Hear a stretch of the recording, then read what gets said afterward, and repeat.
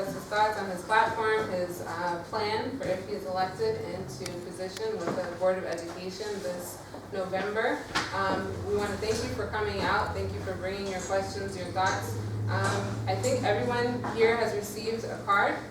Yes. Index card. If you'll please take a moment to write down any of the questions that you have, if you have not already, that would be good. Aga's going to be collecting them from you. But now I just want to introduce Mark and give you a few minutes to introduce yourself. Thank you. Speak a little bit about yourself. Thank you. Thanks, Brittany. Thanks, Jason. Thank you very much for having me here. Thank you all for coming. And we have a very important election coming up because in addition to the other responsibilities that our Board of Ed has in terms of policy, in terms of budget management, in terms of facilities management, we also have to help choose the next superintendent, that chief education officer who's going to be leading, supposed to be the thought leader as well as the business leader for a school system. And so it means that it's very important that when we're looking at our candidates, as you're looking at me, and you're thinking about the qualities that we're going to need in our superintendent, budget management capabilities, probably some high school experience, because we have a high school that's like a mini college campus. Thought leadership, real management leadership. Can this person take a school system by the reins? And then with that vision. Right now, I don't know if you know that we don't have a mission statement or a vision statement for our school system. Individual schools do, but the school system doesn't. So we need a leader with vision. We need a leader who understands curriculum innovation and also has been able to implement curricula with real data, with real metrics showing improvements in performance, both qualitative and quantitative. So curriculum, business management, leadership skills, facilities management would be ideal, and then, of course, vision to lead. So even as you're listening to me and looking at me in terms of what critical qualities do you want in a candidate, I want you to think about the qualities that I bring that will help me to help our board make that decision and really engaging the right person to lead our school system forward. Let me tell you a little bit about how I even decided to run. It was actually at the behest of parents. I got into this basically because a group of parents and I came together, and I ended up leading a parents' coalition over the past year that helped to bring about changes in math management in our school system. We actually we saw some issues with management in math. We forced a change in the math management. One supervisor going out from middle school, another supervisor taking over that area. We forced a greater awareness on pacing. And this is in meetings with the superintendent, the assistant superintendent, the supervisors, who are the people who manage the curriculum. Are we pacing correctly so that our kids can actually learn everything they need to before they take a major standardized test? Are we learning everything that we need to with the depth? Are we supposed to be learning pre-algebra at a point where some 5th graders and 6th graders in other school systems are, and are all of our kids learning that? So making sure that the curriculum was on target, making sure the pacing was on target. So we were able to force changes in those areas, as well as, but we didn't do it as individual voices. Individual voices in meeting with the superintendent and meeting with supervisors were just that. It was all these concerns, like a cacophony of concerns. But when we came together, we had a chorus. We had a chorus of concerted action. And it's that chorus that helped that helped me to make the decision to run, that asked me to run, to help continue the drive to engage on our curriculum, engage on our resources, and work with the superintendent and the supervisors and the principals to make sure that our children get a world-class education, that our children have an education that will help them to compete, to succeed, and to really have the richness of learning and richness of learning and experience that will help them to choose, get into the best colleges, choose the right vocations, and choose the right career paths. We're providing that foundation right here, right now. But at the same time, if we uplift the performance of our school system, what else happens? as taxpayers, as property owners, our property values go up. So this is good for the town, it's good for our children, it's good for the town to have a more progressive school system. So I would like to work together with the board and the new superintendent to help us to go from a good school system to a premier school system, to one that shines a beacon, a beacon that shines a beacon and a light for West Orange that says to others, hey, this is a world-class education that the kids are getting there. Things are happening in West Orange, the town where innovation lives. So and as taxpayers, it means our investment will be well spent. Property values go up and our children's lives are enriched. And that's why I'm in this. A little bit about my background. I'm a very visual guy. So I'm going to use some key visuals. What separates me, or why should you consider me in relation to other candidates? One, I have children in the school system. I'm actually the only candidate that currently has children in the school system. I have two. Jared's 12 at Liberty. Joelle is 6 at Mount Pleasant and 2nd grade. So I'm going to be in this for a long time. Yale education. I would like our children, your children, my children, to have the same quality of primary and secondary education that I had growing up, that gave me these opportunities. You know, I was reading Shakespeare as early as 6th grade, 7th grade, 8th grade. I want them to have even a better education than I did, because now we have technical aspects of our education that they need that weren't demanded of me back then. Probably should have been, but we didn't, the school systems didn't have that foresight, not even the private schools. Current leadership in West Orange, from an education standpoint, from a community leadership standpoint. I talked about leading the coalition, so I won't recap that, but I'm a Mountaintop board member and coach. I'm a Scout board, Boy Scouts board member and a Scout leader. And in that capacity, I've also been on 4 PTAs over the past 8 years. Currently serve on 2. In that capacity, I'm literally interfacing with hundreds of kids, hundreds of families, parents, guardians, aunts, grandparents, talking about what their children's needs are on an ongoing basis. And that's also what helped me to become more in touch with what the curriculum needs were. 25 years of corporate marketing, strategic partnerships that also included fund development and working with UNCF, mine is a terrible thing to waste, and inroads in terms of corporate partnerships, fund development, and marketing. Skills and contacts and relationships I want to bring to us. Did you realize that right now we get our school system is funded by tax dollars and by government grants? Unless a parent or a teacher, and they have been some volunteer to write corporate grants or foundation grants, we don't get those. It's not part of our strategic plan. I have a list of over 300 corporations and foundations that invest in education, not just scholarships, but academic support, STEM, science, technology, engineering and math programs, literature, and the arts. And this is millions of dollars on the table that we need to tap. So, and overall, for 30 years, for my life, and even starting as a peer tutor, I've been dedicated to helping kids and families. I've tutored in English, I've tutored in math. I was a psychiatric counselor and case manager in my very first career, and did that for over 4 years, working with schizophrenics and with crisis counseling. And I've been tutoring, teaching, counseling, coaching, and teaching leadership skills to both kids and to parents over a 30-year period. This has been part of my personal vocation, and that's why I'd like you to consider me to be your candidate. Now, what about platform? What do I intend to do? Well, a little bit I've told you, but let's start with accountability. My platform is accountability, best practices in education, and competitive excellence. Okay, accountability. Budget, yes. We need not only budget controls, and I'd like to look at both administrative audits as well as financial audits. I say administrative because that's quality assurance. Are we using the best processes and the best technical tools to be able to operate efficiently and effectively? Parent empowerment. I want to continue with the curriculum committees and expand those. Have every PTA have one so that we're engaging, our parents are engaging in partnership with teachers, with the supervisors, with the principals on curricula and giving them critical feedback. And I want to do parent and teacher research. Ask parents, well, if you're leaving to take your kid to a private school, why? What did your child get here? Or what is working for your children? What isn't working? What can be improved? Teachers. Teachers under the new evaluation system are under a lot of pressure and stress. I want to hear from teachers. What do you think?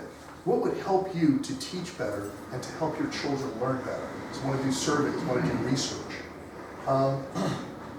Also looking at creating new revenue sources. I already talked about the grants, scholarship, grants, looking at sponsorships, corporate partnerships, things that can help to take a burden off of purely taxes and government grants and still help us to expand and grow our programs.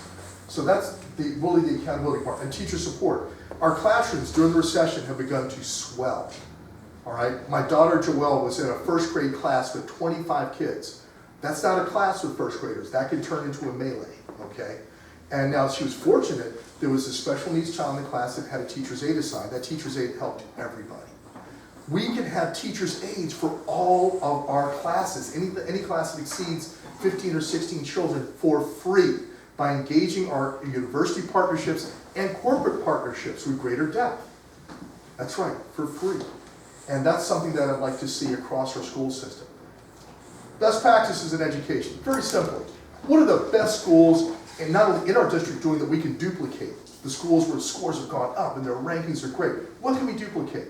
Also, best schools in the country. What do we need to do different? For Washington, I was talking with the principal for Washington the other day, and saying she's doing a great job, but are there things that we can learn, say from Chicago's urban prep or urban schools, interventions that were used that can help us to engage parents differently and as well as teach differently to help our kids do even better.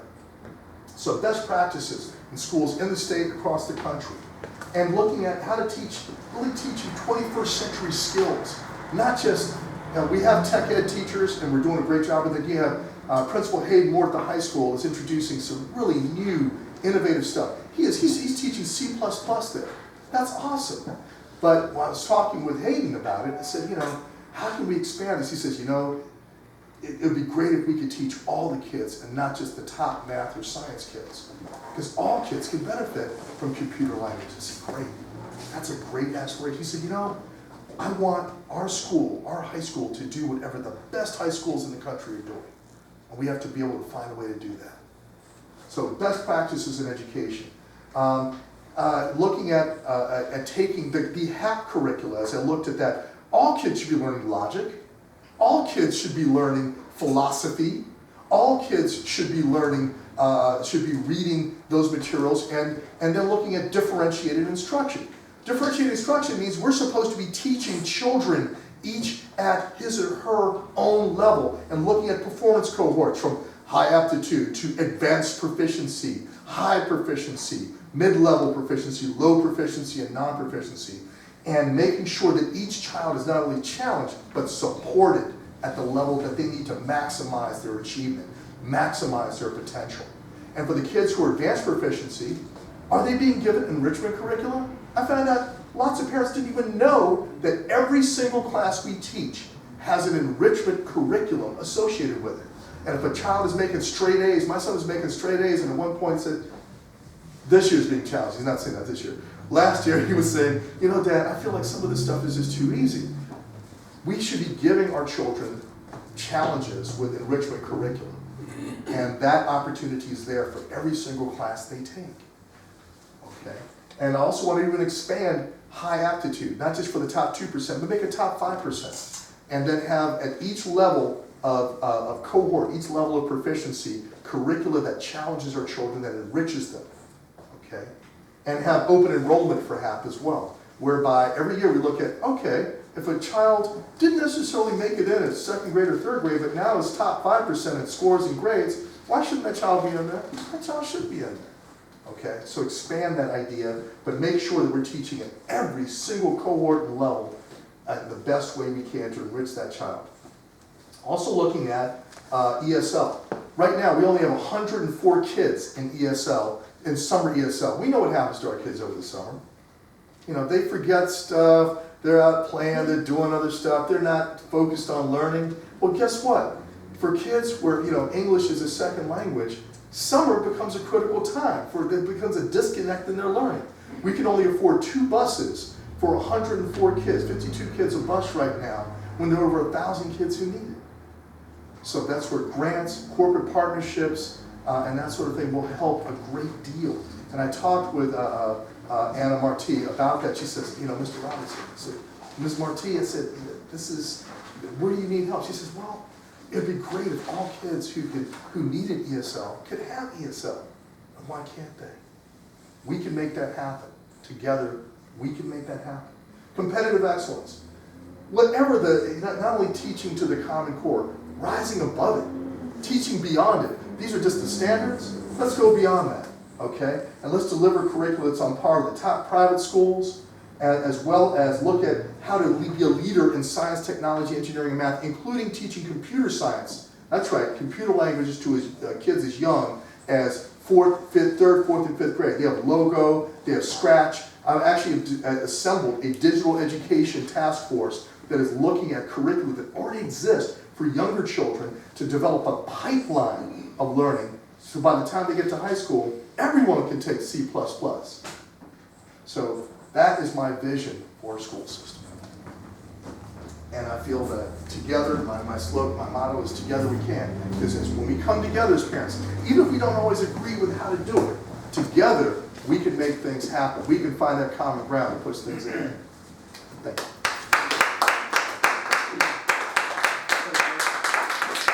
We're going to have now 45 minutes of questions and answering. So August is actually going to be facilitator of the questions. And so one of the big things we would like to draw attention to is when we talk about partnership with schools. We have a high school student who's volunteering with us, and she's going to be hosting and facilitating this part of it. So I would like to introduce Aga and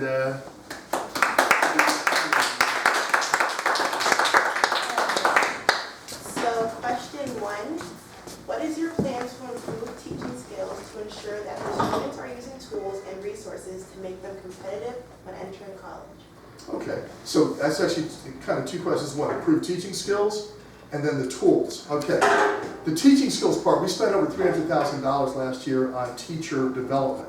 I think the teacher development is with any training or development has to be ongoing, and you have to make sure to do refreshes throughout the year. And one of the challenges this year isn't just the teaching skills, it's giving teachers the proper amount of time to prepare. They had to bring in the new Common Core standards, which had been brought in already, had begun to be brought in for elementary school. They then began introducing to the middle school. A lot of teachers felt that they didn't have adequate time to prepare. I'll give an example. For the English Language Arts Readers Writers Workshop, the teachers were given 5 boxes of 240 books and not even a list with it. And then they had to go through and sort by, they were sorted by level, but they needed more time to prepare and to look at that library and say, how can I supplement at this level or at this reading level or at this reading level? And are there some books that I even want to lead as a teacher and have the opportunity to lead as a teacher in doing that? So first of all, teacher preparation, ongoing training in terms of teacher development, and then in terms of tools and resources for the kids, this goes back to introducing the enrichment curriculum, making sure that the enrichment curriculum in each class is utilized so that kids are challenged, and at the level that forces them to really rise to their peak performance.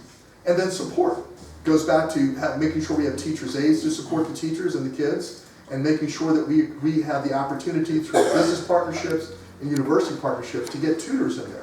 Every child, I believe, who has a B or less or has an A and is struggling to keep it should have access to a tutor, whether or not she or he can afford it, or their parents can afford it. So these are things that can help the kids to perform better, help the teacher to perform better, and then parent partnership. With that curriculum committee partnership, making sure that parents and teachers are being able to work together and give critical feedback to supervisors who are determining what these curricula are, and the assistant superintendent who's over curricula, as well as the superintendent who will be over everything. Give critical feedback to them to be able to make adjustments so that we're getting the best possible curricula. Because when you work with a corporation, what happens if a program or a rollout doesn't work? You get data and feedback from the field saying, hey, this hasn't done this. How do we adjust this? How do we refine this to get the best results? Same thing here, same principles. Quality assurance, continuous improvement focus. All right, question 2. West Orange schools rank significantly below surrounding school systems. Specifically, what plans and strategies do you have that will increase SAT scores and the school system's ranking? Okay, let's talk about two different aspects of that. One of the scores, the other is the overall ranking. Some of it's qualitative data, some of it's quantitative data. From an SAT score standpoint, one of the things that we also brought as a parent coalition last year to middle school was implementation of standardized test prep. Let me go back to accountability, best practices, and competitive excellence. I looked at other schools in our district that were top performing. Redwood, which actually is a high rank in the whole state, Mount Pleasant, whose scores went up for 4 years straight and became one of the top scoring schools in the district, as well as having a higher state ranking than they had in previous years. And Mount Pleasant has a heterogeneous population from blue collar and working folk up to professionals. And so I looked at what were they doing that helped them to do this? And I sat down with Principal Chiavo, to talk about this. Standardized test prep. Standardized test prep, when properly instituted, we have 40 years of data on this, from Stanley Kaplan and other institutions, and actually worked with a program called Program Advanced that helped to implement that in DC as well. Standardized test prep means that it should be the test strategies, teaching test strategies, and practice and how to take the exams should be integrated with the curriculum. So it's not just a separate course, but if you're looking at a particular curriculum, math, language arts, English language arts, whatever, it should be integrated with that curriculum. So I've learned this English language arts construct. Okay, now over here in this test, we have A, B, C, D, and E. What's the strategy to attack that and to examine, okay, I've read this passage for this English language construct. Teach the strategies and teach and give the practice integrated with the course. Now, the other thing to raise it is not just about scores. It's about looking at the actual content that our kids are learning. I mentioned earlier that I had the opportunity to read Shakespeare in 6th, 7th, and 8th grade. We need to look at what the top performing schools in the state are teaching. What are they teaching? What are they teaching their kids? How are they obtaining those top performance levels? And what can we integrate to enrich our curriculum as well as and to enrich our curriculum and to really bring it to a top level of performance. And then last, I go back to enrichment curricula specific to each child's level of performance. Are we challenging our children to their peak performance and to their highest level, to reach their highest level of performance? And I would argue that we're not doing that consistently. And that's where the enrichment curricula for classes, that's where looking at the best practices by other schools in the state, implementing those, as well as standardized test prep. As a resident of West Orange for over 15 years that does not have any children, why should I vote for you? Oh, that's easy. Any real estate agent will tell you that your property values are highly contingent upon the performance of the school system. When school systems do well and they're highly ranked, guess what? Your property values, your investment, one of your biggest investments in life, and for most people their biggest, goes up. That value goes up. And so, and not only does that property value goes up, what happens to the town? When you have better educated children, when you have families that are more engaged in education, your crime tends to be lower. It really lifts the value and the quality of life in the entire town. You attract other families of like-mindedness who want to, I want my kid to have the best education. I'm going to West Orange because they have the best school system. You're attracting other families that have the same educational values. Guess what else you attract? Businesses. When you have families that are flocking to us as this beacon of great education and quality of life, businesses come with them. Hey, this is a great place to set up a business. We can make some money here. Those are things that if I'm a single person I have no kids, or if I'm married with no kids, those things are valuable to me. The quality of my town's life, my property values, and you know, those are things that transcend whether or not you have kids or not. You mentioned unified mission and vision statement for school. What would your mission/vision statement be? Oh, I love that question.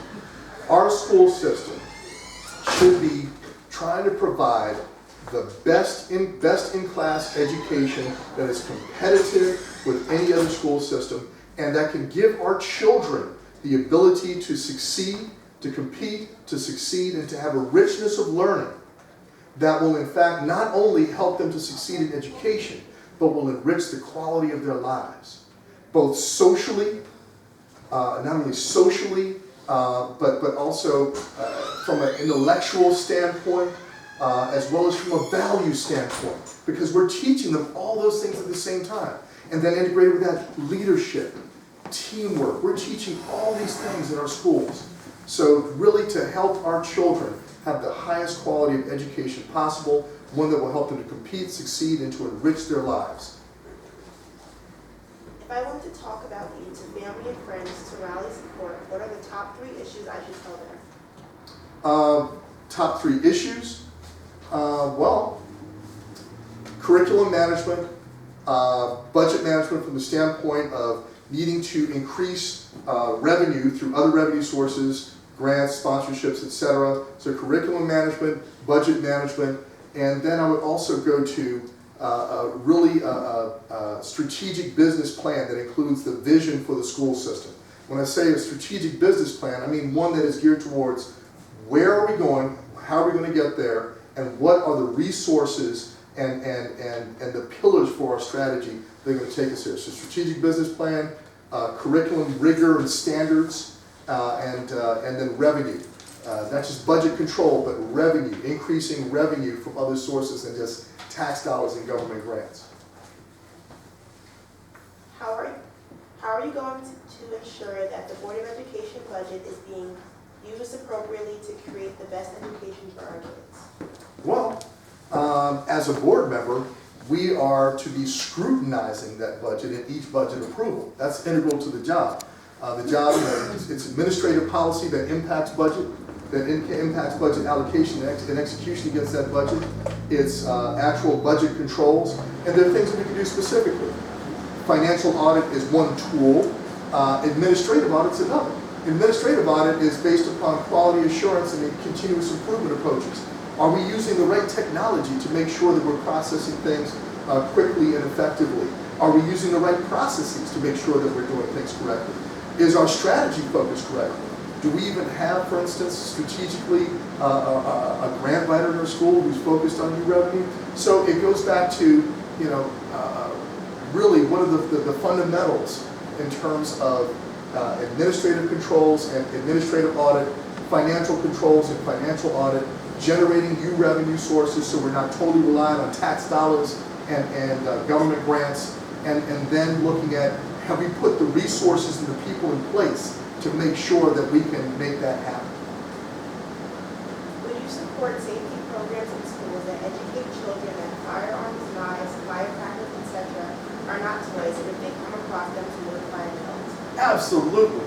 Remember that I'm not only, I'm both a scout leader and a member of the board of directors for the Boy Scouts, as well as a coach and on the board of directors for the Mountaintop League. Integral to everything we do in teaching our children is to teach them safety, and also a sense of responsibility. The things that you've listed there are very, very serious. I mean, these are critical, these are life-threatening, these are things that can threaten harm and lives. So teaching our kids responsibility, teaching them values is part of what we do. Not only as parents, but as a school system, reinforcing those values. Values of caring, values of empathy, values that have to do with responsibility and realizing, how that safety, maintaining safety not only for themselves but for their peers is integral to having, just a wonderful life. How do you plan to cap spending per child? Well, we're already working with a 2% overall cap. But the way to really cap spending per child, especially when you look at factors like more children are still coming back to the school system, okay?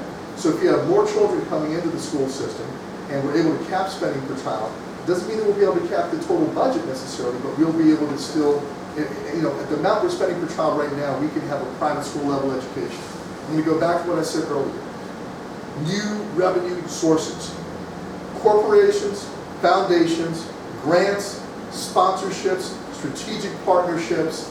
This is how we bring millions into the school system to improve current programs while without increasing the spending per child. Matter of fact, one of my promises, don't increase the spending per child. We don't need to.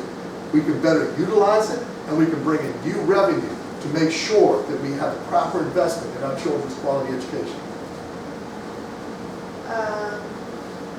What are your plans on balancing school programs and keeping taxes in Okay, that's two questions. In terms of balancing school programs, first of all, we need to look at the school programs that we have in place and what they're geared towards, whether it's after-school programs. I mean, there's very little room for discretionary, in terms of discretionary spending.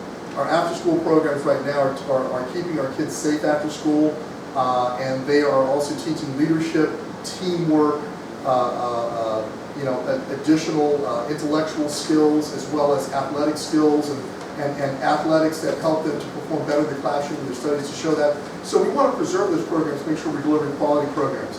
But I'll go back again to, we're not tapping any corporate partnerships, foundation partnerships, corporate grants, foundation grants, corporate sponsorships, or anything of that sort. That's millions of dollars left on the table. I worked on UNCF, you know, for strategic partnerships, marketing, and the partnerships that were related to fund development. Also worked on inroads. Between the two of them, UNCF alone was managing over $90 million in donations, grants, and partnerships. And inroads add many millions onto that. We're leaving money on the table by not pursuing monies that are targeted for education by institutions that are dedicated towards helping education. That's the number one way. Bringing new revenue, it's like a business. How can I increase revenue while controlling cost? It's a business for me. That was the last question. Does anybody else wrote down questions on their business cards? You have one? Yeah, I'm sorry. There are a couple of things that I had questions about. One was, you mentioned that we have the ability to have a private school level or quality education here with what we're spending per child now. My question is, what do we need to do in order to change that? I know you mentioned a few things, but how do we actually go about changing that? Because I agree with what you're saying. We could probably do it based on what we're actually paying per child. Mm-hmm. But how do we make these changes? Because you have a lot of things that are going on. My child's in the 6th grade. They just changed the curriculum. Yes. Okay? The curriculum changed, and also the standardized testing is going to change. Yes. Which means that ultimately, probably the assessments and their ratings and all of that will probably go down as a result. So how do we make these adjustments so that these kids can get the type of education that they're supposed to get based on what we're paying? Okay, great question. First, let's focus on the content of the education. I'm going to go back to my principle of best practices. What is the actual content in the curriculum for the top performing schools in our town, in our state, in our country? What are they teaching our children? I asked Mr. Aquavia, the language arts supervisor, I said, Mr. Aquavia, in these 240 books you just delivered, is there any Shakespeare? He said, I like Shakespeare. I don't know. I'm not used to teaching Shakespeare in high school. I said, well, I started learning Shakespeare in 6th, 7th, and 8th grade. Julius Caesar, Macbeth, Midsummer Night's Dream. Why can't my children, and over at Newark Academy, guess what they're learning in 6th grade? They were reading the 12th Night, and they were reading other works of Shakespeare. Then they had to act out sections of them in class. We're not doing that. So the first thing I look at, or I look at Trinity, Trinity Episcopal in New York, that began teaching both computer hardware, how to assemble a computer, as well as software languages in 5th grade, and doing it through corporate partnerships. So I start with, what's the content of the learning, and how can we improve that? Even geared towards the new PARCC exams, the new Common Core standards. We can fulfill the learning for the Common Core standards so that our children can do well in tests. But we also need to not just teach to the test, we need to teach them the things that are going to enrich them intellectually for life. And so look at what the top schools are doing, what are the best practices. Number one, check that off, include that in our curriculum. Number two, performance for the exam. Yes, the exam is changing, the standards have changed, the Common Core standards are tougher at a lot of levels. For math alone, they brought down about 7 or 8 elements for middle school that are more difficult than last year's middle school requirements.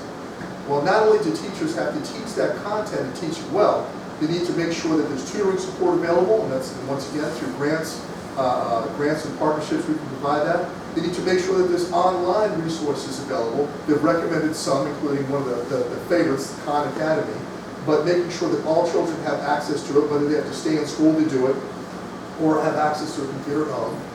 And then to make sure that they're sending home additional exercises and practice. My wife and I just recently asked my son's math teacher when a test was approaching for some additional exercises to practice on. She said, great, I can do that. So improving our content through looking at the best practices, number one. Number two, making sure that our children are getting enough practice and support in the current curriculum to succeed. Number three, I talked earlier about standardized test prep, making sure that we have rigorous standardized test prep for the standardized exam starting as early as January, February. That's what Mount Pleasant did that helped their scores to go up, and that's what Redwood did that helped their scores to go up and to be tops. And those are three things that we could do right off the bat.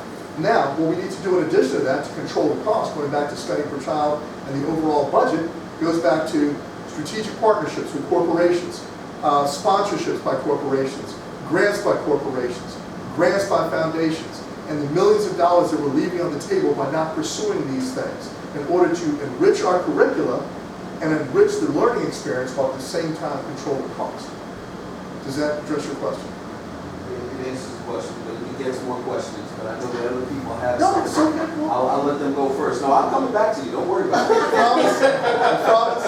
Okay. Anybody else? So overall, my understanding is that you see an increase in spending and that you think of funding with those corporation grants and sponsorship, right? Yes, but let me break the increase in spending two things. One, we can keep the per child spending right where it is and make sure it's being executed effectively in the classroom when it comes to execution of the curriculum. Number two is because we still have influx of children coming back into the school system. And if you have more kids, that automatically means even at the same per child spending, we're talking how do we compensate for that? Yeah, we need to look at other revenue sources and fully utilize those. And we're not the first school system to do this. Other school systems are already doing this. Other charter school systems are doing this. Public school systems are doing this.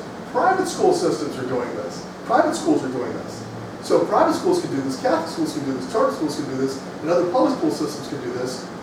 We're just asking can we just get a little piece of the pie, 5 million out of the hundreds of millions? I mean, this is something, if it's a strategic focus and we commit to doing it, we can make a difference in terms of our funding and our resources. How come the actual incumbent member of the board, they never did anything in this respect? I can't answer that. You'd have to ask the current board. What I can say is that every time we have an election, it's an opportunity to bring new skills, new insights, new talents to the board. That's no slam on the existing board. Everyone brings their own skills, insights, and talents to bear. And it's when you work together as a team. It's like a basketball team. Okay, the point guard is better you have a point guard who's got to both shoot and pass well and to organize plays. You have a shooting guard who's just got to get it, get the ball in the hole, okay? And then you have power forwards. Everyone has a different position to play, and everyone brings different strengths. And team analogy is also the same for a board. Ironically, we have 5 people on the board, right? Okay, we got our team. So I'm just bringing some different insights based upon my professional experience and personal experiences to bear to complement those that already exist on the board. And I can't speak for what they've done in the past. They had different focuses at different points. That's a question that's better asked of the board. But my goal is to work together with the board and to be able to, bring some of this new thinking forward. And the truth is, right now I actually get along well with everybody on the board. That's going to be an asset. Ron Charles sits on the board of the Mountaintop League with me, and he's also an Eagle Scout, and someone's in my Scout Pack for a while.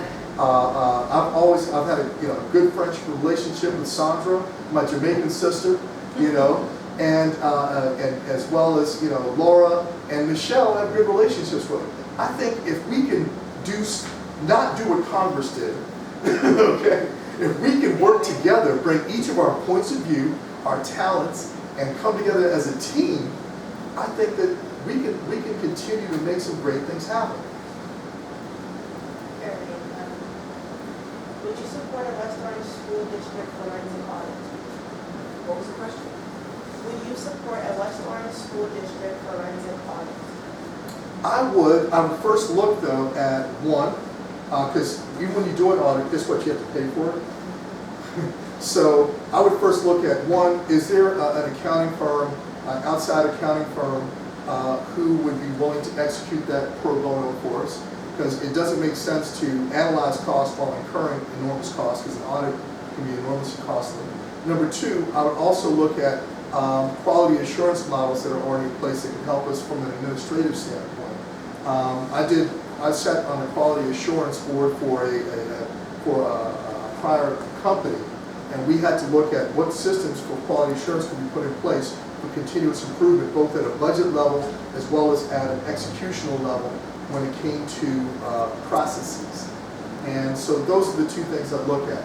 You know, who would be willing to partner with us, who has the capability to execute that, and without incurring enormous cost, because you know that it can be huge.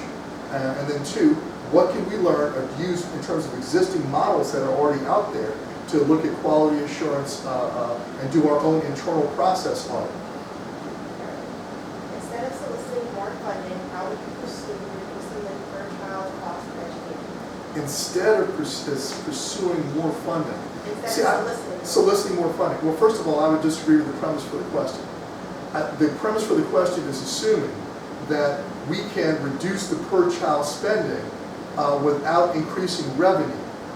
And the discretionary portion of the budget, about 75%, at least 70% of the budget is actually locked in for the next couple of years, because it's tied to teachers' contracts, benefits, and all those wonderful things.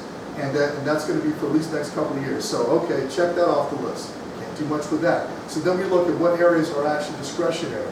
And when it comes to discretionary, okay, do we want to cut down on some of the reading, the folks who are helping in terms of the reading specialists? When we're trying to improve education, do we want to do that? Okay. Do we want to cut back on sports teams? Well, gee, sports teams actually make our school system, when they're successful, a magnet for families and kids, and help us to compete. And not only that, they're teaching our kids teamwork, leadership. There's now studies out that prove that they perform better academically when they're engaged in sports and athletics. Gee, do we really want to mess with that, or not have a developmental pipeline in terms of, you know, freshman sports and JV sports that can help us to develop a varsity and keep kids safe because they're playing at their appropriate developmental level before advancing? No, I don't think I want to do that. After-school clubs, math club.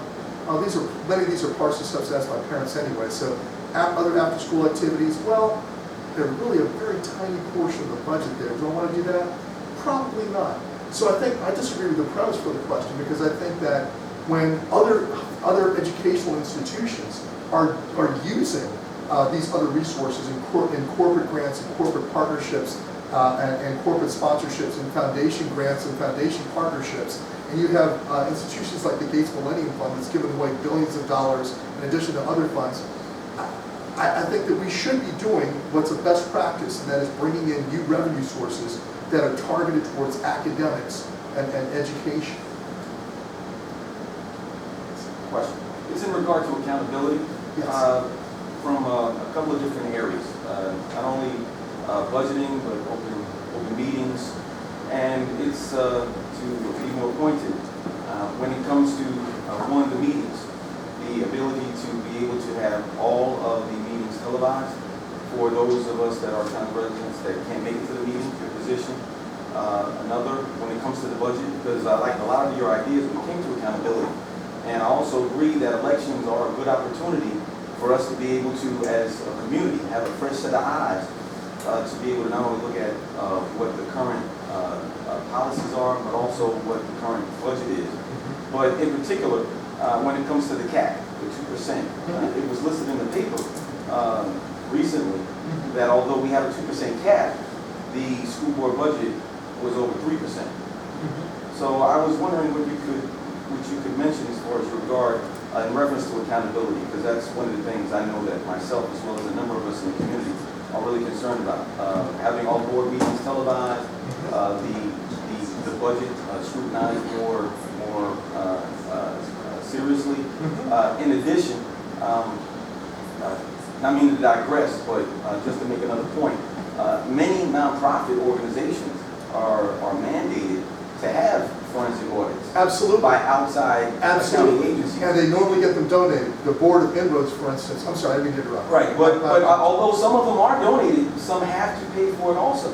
And I think that it's a good thing from the point of accountability for the school board to go through a forensic audit. If not every year, every other year. But I'd like to see what you'd like to say about I couldn't that. agree more, but I do think we can get it for free. I've seen it done Okay. before. I like to get stuff for free, whatever possible. Okay, couple things. First of all, the accountability, the levels of accountability you're talking about also lead into transparency. And we need there are levels of transparency we need in terms of having the meetings televised. Couldn't agree with you more.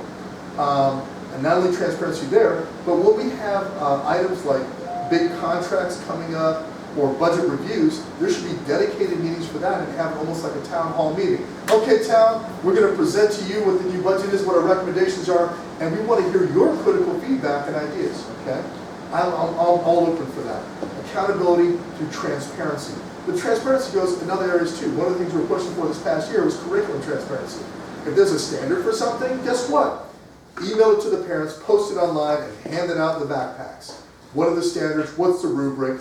And what's the process? Because that doesn't happen with everything we do. So transparency across the board. Syllabi. What are you actually teaching my child over the next several months? I don't want just general subject matter. I want to know over this month 1, month 2, month 3. You know why I want to know? Because I want to be able to support my child's learning and make sure that they get whatever they need to help them in each stage. Oh, you're going to be doing quadratic equations in month 3? You know what? Let's start putting some things in place for that now. So transparency and that, along with that, communication.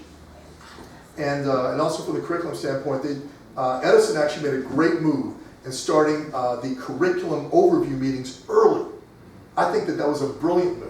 You know, I was talking with Mr. Fitzgerald, and that helps parents to get involved earlier, helps them to understand better, and to also address questions earlier.